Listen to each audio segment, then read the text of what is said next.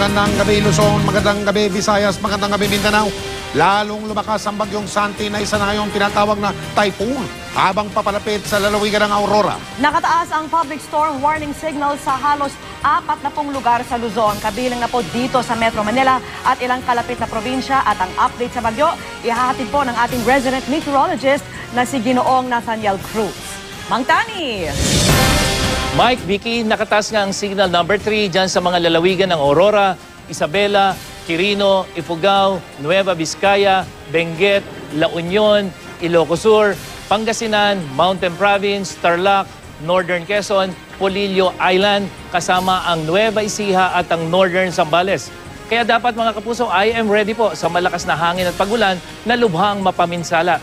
Signal number 2 naman dito sa Metro Manila, Ilocos Norte, Cagayan, Apayao, Kalinga, Abra, sa iba pang bahagi ng Zambales, Pampanga, Bataan, Bulacan, Rizal at nalalabing bahagi ng Quezon. Habang signal number 1 naman dyan sa Calayan at Babuyan Group of Islands, Cavite, Batangas, Laguna, Lubang Island, Marinduque, Camarines Provinces, Northern Mindoro at Catanduanes. Huling namataan ang mata ng Bagyong Santi sa layong 150 kilometers dyan sa may silangan o sa silangan, timog silangan ng Baler, Aurora. At taglay nito ngayon ng lakas ng hangin umaabot na sa 150 kilometers per hour at bugsong aabot naman ng 185 kilometers per hour. Kumikilos ito pakanluran sa bilis na 15 kilometers per hour. At sa taya ng Pag-asa, mamayang hating gabi o bukas ng madaling araw, inaasahang maglalandfall o tatama sa kalupaan ang mata ng bagyo dyan sa may Aurora Province. Pero sa Weather Central Storm Track, ngayong gabi po inaasahan ang pagtama nito sa kalupaan ng probinsya ng Aurora.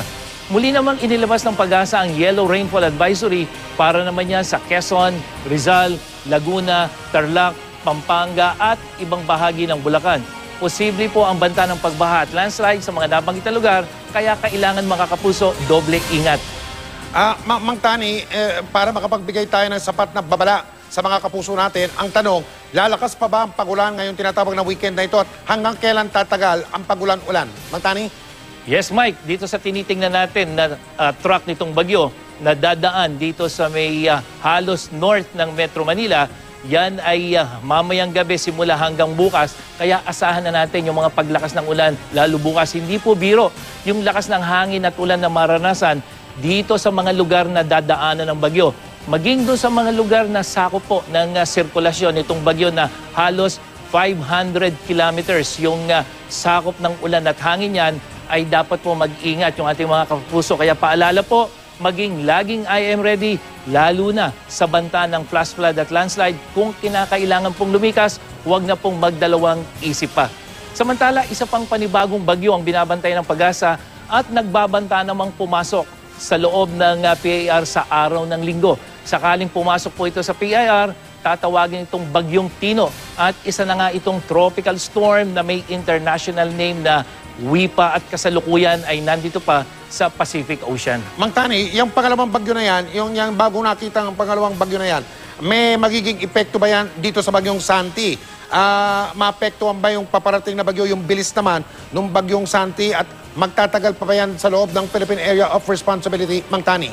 Mike, sa ngayon ay hindi natin nakikita na magkakaroon ng epekto itong parating na bagyo. Ito yung kanyang track sa mga susunod na araw.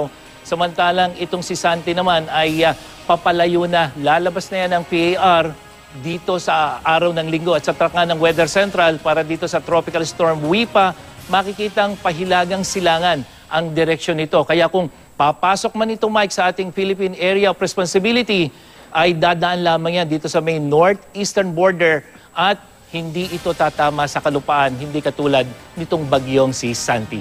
Mike? Maraming salamat, Mang Tani.